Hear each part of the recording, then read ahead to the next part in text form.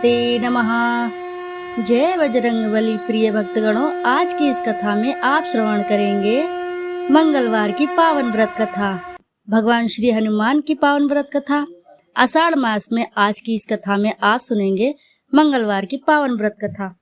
इस कथा का श्रवण करने मात्र से साधक अपने सभी पाप कर्मों से छुटकारा पा जाता है और इसी के साथ भगवान बजरंगबली की कृपा प्राप्त करता है और ऐसे साधक हर कार्य में निपुण एवं गुणवान बनते हैं। तो आइए श्रोताओं, श्रवण करते हैं। एक बार नैमिषारण्य तीर्थ में 80,000 मुनि एकत्र होकर पुराणों के ज्ञाता श्री सूत जी से पूछने लगे, हे महामुने, आपने हमें अनेक पुराणों की कथाएं सुनाई हैं। अब कृपा करके हमें ऐसा व्रत और कथा बताएं जिसको करने से संतान की प्राप्ति हो तथा मनुष्य को रोग शोक अग्नि सर्व दुख आदि का भय दूर हो, क्योंकि कलियुग में सभी जीवों की आयु बहुत ही कम है। फिर इस पर उन्हें रोग चिंता के कष्ट लगे रहेंगे तो फिर वह श्री हरि के चरणों में अपना ध्यान कैसे लगा सकेंगे। श्री सूत जी बोले, हे मुनियों, आपने लोक कल्याण के लिए बहुत ही उत्तम बात पूछी है। एक बार युधिष्ठिर ने भगवान श्री कृष्ण से लोक कल्याण के लिए यही प्रश्न किया था। भगवान श्री कृष्ण और युधिष्ठिर का संवाद तुम्हारे सामने कहता हूँ, ध्यान देकर सुनो। एक समय पांडवों के सभा में श्री कृष्ण जी बैठे हुए थे। तब युधिष्ठिर ने भगवान श्री कृष्ण से प्रश्न किया, हे प्रभु नंद नंद गोविंद, आपने मेरे लिए अनेकों कथाएं सुनाई हैं। आज आप कृपा करके ऐसा व्रत या कथा सुनाएं जिसके करने से मनुष्य के रोग चिंता का भय समाप्त हो और उसको पुत्र की प्राप्ति हो। हे प्रभु, बिना पुत्र के जीवन व्यर्थ है। पुत्र के बिना मनुष्य नरकगामी होता है। पुत्र के बिना मनुष्य पितृ ऋण से छुटकारा नहीं पा सकता और न ही उसका पुन्नग नामक नरक से उद्धार हो सकता है। अतः पुत्रदायक व्रत बतलाएं। श्री कृष्ण बोले, हे राजन, मैं एक प्राचीन इतिहास सुनाता हूँ, आप उसे ध्यान पूर्वक सुनो। कुंडलपुर नामक एक नगर था। उसमें नंदा नामक एक ब्राह्मण रहता था। भगवान की कृपा से उसके पास सब कुछ था, फिर भी वह दुखी था। इसका कारण यह था कि ब्राह्मण की स्त्री सुनंदा के कोई भी संतान न थी। सुनंदा पतिव्रता थी, भक्ति पूर्वक श्री हनुमान जी की आराधना करती थी। मंगलवार के दिन व्रत करके अंत में भोजन बनाकर हनुमान जी को भोग लगाने के बाद स्वयं भोजन करती थी। एक बार मंगलवार के दिन ब्राह्मणी गृह कार्य की अधिकता के कारण हनुमान जी को भोग न लगा सकी, तो इस पर उसे बहुत दुख हुआ। उसने कुछ भी नहीं खाया और अपने मन में प्रण किया कि अब तो अगले मंगलवार को ही हनुमान जी का भोग लगाकर अन्न जल ग्रहण करूंगी। ब्राह्मणी सुनंदा प्रतिदिन भोजन बनाती, श्रद्धा पूर्वक पति को खिलाती, परंतु स्वयं भोजन नहीं करती और मन ही मन में श्री हनुमान जी की आराधना करती थी। इस प्रकार 6 दिन गुजर गए और ब्राह्मणी सुनंदा अपने निश्चय के अनुसार भूखी प्यासी निराहार रही। अगले मंगलवार को ब्राह्मणी सुनंदा प्रातःकाल ही बेहोश होकर गिर पड़ी। ब्राह्मणी सुनंदा की इस असीम भक्ति के प्रभाव से श्री हनुमान जी बहुत ही प्रसन्न हुए और प्रकट होकर बोले, सुनंदा, मैं तेरी भक्ति से बहुत ही प्रसन्न हूँ, तू उठ और वर मांग। सुनंदा अपने आराध्य देव श्री हनुमान जी को देखकर आनंद की अधिकता से विवल हो श्री हनुमान जी के चरणों में गिरकर बोली, हे प्रभु, मेरी कोई संतान नहीं है, कृपया करके मुझे संतान प्राप्ति का आशीर्वाद दें, आपकी अति कृपा होगी। श्री महावीर जी बोले, तेरी इच्छा पूर्ण होगी, तेरे एक कन्या पैदा होगी, उसके अष्टांग प्रतिदिन सोना दिया करेंगे। इस प्रकार यह कहकर श्री महावीर जी अंतर्धान हो गए। ब्राह्मणी सुनंदा बहुत हर्षित हुई और सभी समाचार अपने पति से कहा। ब्राह्मण देव कन्या का वरदान सुनकर कुछ दुखी हुए परंतु सोना मिलने की बात सुनी तो बहुत ही प्रसन्न हुए। विचार किया कि ऐसी कन्या के साथ मेरी निर्धनता भी समाप्त हो जाएगी। श्री हनुमान जी की कृपा से वह ब्राह्मणी गर्भवती हुई और 10वें महीने में उसे बहुत ही सुंदर पुत्री की प्राप्ति हुई। यह बच्ची अपने पिता के घर में ठीक उसी तरह से बढ़ने लगी जिस प्रकार शुक्ल पक्ष का चंद्रमा बढ़ता है। 10वें दिन ब्राह्मण ने उस बालिका का नामकरण संस्कार कराया। उसके कुल पुरोहित ने उस बालिका का नाम रत्नावली रखा, क्योंकि यह कन्या सोना प्रदान किया करती थी। इस कन्या ने पूर्व जन्म में बड़े ही विधान से मंगल देव का व्रत किया था। रत्नावली का अष्टांग बहुत सा सोना देता था। उस सोने से नंदा ब्राह्मण बहुत ही धनवान हो गए। अब ब्राह्मणी भी बहुत अभिमान करने लगी थी। समय बीतता रहा। अब रत्नावली 10 वर्ष की हो चुकी थी। एक दिन जब नंदा ब्राह्मण प्रसन्नचित्त था, तब सुनंदा ने अपने पति से कहा, मेरी पुत्री रत्नावली विवाह के योग्य हो गई है, अतः आप सुंदर सा कोई योग्य वर देकर इसका विवाह कर दें। यह सुन ब्राह्मण बोला, अभी तो रत्नावली बहुत छोटी है।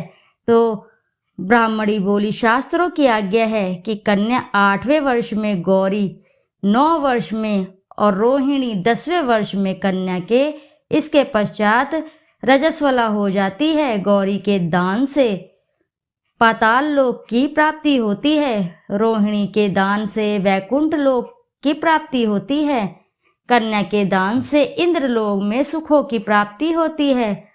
अगर हे पतिदेव रजस्वला का दान किया जाता है तो घोर नरक की प्राप्ति होती है। इस पर ब्राह्मण बोला, अभी तो रत्नावली मात्र 10 ही वर्ष की है और मैंने तो 16-16 साल की कन्याओं के विवाह कराए हैं, अभी जल्दी ही क्या है। तब ब्राह्मणी सुनंदा बोली, आपको तो लोभ अधिक हो गया है लगता है। शास्त्रों में कहा गया है कि माता पिता और बड़ा भाई रजस्वला कन्या को देखते हैं तो अवश्य ही नरकगामी होते हैं। तब ब्राह्मण बोला, अच्छी बात है, कल मैं अवश्य ही योग्य वर की तलाश में अपना दूत भेजूंगा। दूसरे दिन ब्राह्मण ने अपने दूत को बुलाया और आज्ञा दी कि जैसी सुंदर मेरी कन्या है वैसा ही सुंदर उसके लिए वर की तलाश करो। दूत अपने स्वामी की आज्ञा पाकर निकल पड़ा। पंपई नगर में उसने एक सुंदर लड़के को देखा। वह बालक एक ब्राह्मण परिवार का बहुत ही गुणवान पुत्र था। इसका नाम सोमेश्वर था। दूत ने इस सुंदर व गुणवान ब्राह्मण पुत्र के बारे में अपने स्वामी को पूर्ण विवरण बता दिया। ब्राह्मण नंदा को भी सोमेश्वर अच्छा लगा और फिर शुभ मुहूर्त में विधि पूर्वक कन्यादान करके ब्राह्मण ब्राह्मणी संतुष्ट हुए। परंतु ब्राह्मण के मन में तो लोभ समाया हुआ था। उसने कन्यादान तो कर दिया था, पर वह बहुत ही खिन्न भी था। उसने विचार किया कि रत्नावली तो अब चली जाएगी और मुझे इससे जो सोना मिलता था वह भी अब नहीं मिलेगा। मेरे पास जो धन था कुछ तो इसके विवाह में खर्च हो गया और कुछ शेष बचा है, वह भी कुछ दिनों के पश्चात समाप्त हो जाएगा। मैंने तो इसका विवाह करके बहुत बड़ी भूल कर दी है। अब कोई ऐसा उपाय है कि रत्नावली मेरे घर में ही बनी रहे, अपने ससुराल बिल्कुल न जाए। लोभ रूपी राक्षस ब्राह्मण के मस्तिष्क पर छाता जा रहा था। रात भर अपनी शैया पर बेचैनी से रुकावटें बदलते बदलते उसने एक बहुत ही क्रूर निर्णय लिया।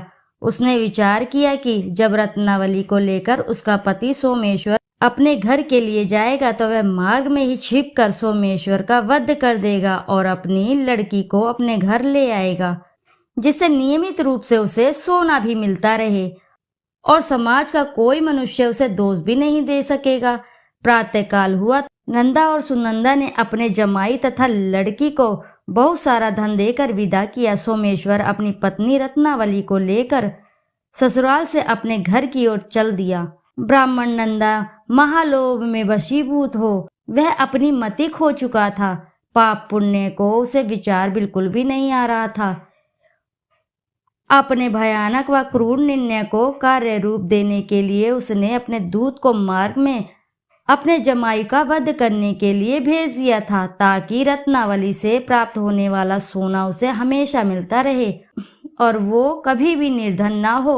ब्राह्मण के दूत ने अपने स्वामी की आज्ञा का पालन करते हुए उसके जमाई सोमेश्वर का मार्ग में ही वध कर दिया। समाचार प्राप्त कर ब्राह्मण नंदा के मार्ग में पहुंचा और रुदन करती अपनी पुत्री रत्नावली से बोला, हे पुत्री, मार्ग में लुटेरों ने तेरे पति का वध कर दिया है। भगवान की इच्छा के आगे किसी की कोई बस नहीं चलता है। अब तू घर चल, वहां पर रहकर ही शेष जीवन व्यतीत करना। जो भाग्य में लिखा है वही होगा। अपने पति की अकाल मृत्यु से रत्नावली बहुत ही दुखी हुई।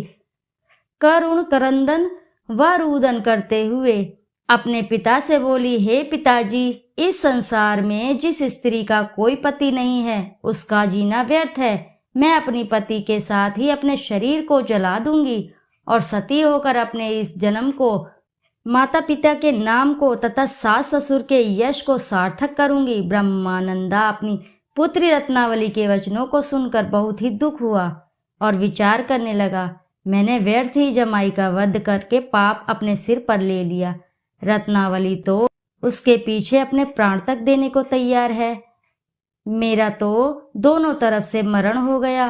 धन तो अब मिलेगा नहीं। जमाई वध के पाप के फलस्वरूप यम यातना भी भुगतनी पड़ेगी। यह सोचकर वह बहुत ही खिन्न हुआ। सोमेश्वर की चिता बनाई गई।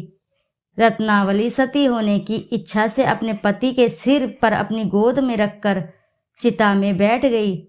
जैसे ही सोमेश्वर की चिता अग्नि जलाई गई, वैसे ही प्रसन्न हो मंगलदेव वहां प्रकट हुए और बोले, हे रत्नावली, मैं तेरे भक्ति से प्रसन्न हूँ, तू वर मांग। रत्नावली ने अपने पति का जीवन दान मांगा। तब मंगलदेव बोले, रत्नावली, तेरा पति अजर अमर है, यह महाविद्वान भी होगा और इसके अतिरिक्त तेरी जो इच्छा हो वो वर मांग। तब रत्नावली बोली, हे ग्रहों के स्वामी, यदि आप मुझ पर प्रसन्न हैं तो मुझे यह वरदान दीजिए कि जो भी मनुष्य मंगलवार के दिन प्रातःकाल लाल पुष्प लाल चंदन से पूजा करके आपका स्मरण करेगा, उसको रोग व्याधि ना हो, स्वव्यंजनों का कभी भी योग ना हो, सर्प अग्नि तथा शत्रुओं का भय ना रहे। जो स्त्री मंगलवार का व्रत करे वह कभी विधवा न हो। मंगलदेव तथास्तु कहकर अंतर्धान हो गए। सोमेश्वर मंगलदेव की कृपा से जीवित हो उठे। रत्नावली अपने पति को पुण्य प्राप्त कर बहुत ही प्रसन्न हुई और मंगलदेव का व्रत प्रत्येक मंगलवार को करके व्रतराज और मंगलदेव की कृपा से इस लोक में सुख ऐश्वर्य को भोगते हुए अंत में अपने पति के साथ स्वर्गलोक कर चली गई। तो बोलो जय बजरंगबली की जय, बोलो जय मंगल देव की जय। कथा अब इसी के साथ समाप्त हुई। तो आइए श्रोताओं, अब करते हैं श्री हनुमान जी की आरती। आरती की जय हनुमान लला की, दुष्ट दलन रघुनाथ कला की। जाके बल से गिरवर कापे, रोग दोष जाके निकट न झाके। अंजनी पुत्र महाबलदाई, संतान के प्रभु सदा सहाई। आरती की जय हनुमान लला की। देवीरा रघुनाथ पठाए, लंका जारी सियस धिलाए। लंका सोसकोट समुद्र सिखाई, जात पवन सुत बार न लाई। आरती की जय हनुमान लला की। लंका जारी असुर संहारे, सिया राम जी के काज सवारे। लक्ष्मण मूर्छित पड़े सकारे, अग्नि संजीवन प्राण उबारे। आनि संजीवन प्राण उबारे। आरती की जय हनुमान लला की। पैठी पताल तोरी जमकारे, अहि रावण की भुजा उखारे, बाएं भुजा असुर दल मारे, दाहिने भुजा संत जन तारे। आरती की जय हनुमान लला की। सुर नर मुनि आरती उतारे, जय जय जय हनुमान उचारे। कंचन थार कपूर लो छाई, आरती करत अंजना माई। आरती की जय हनुमान लला की। जो हनुमान जी की आरती गावे, बसी बैकुंठ परम पद पावे। आरती की जय हनुमान लला की। दुष्ट दलन रघुनाथ कला की। बोलो जय बजरंगबली की जय। पवन पुत्र हनुमान जी की जय। श्रोताओं, यदि आपको कथा अगर अच्छी लगी है तो वीडियो जरूर लाइक करें और साथ ही चैनल को सब्सक्राइब करें और एक बार अपनी सच्ची श्रद्धा से कमेंट बॉक्स में जरूर लिख दें, जय बजरंगबली की जय। फिर मिलते हैं आपसे ऐसे ही किसी नई कथा कहानी में। जब तक के लिए नमस्कार।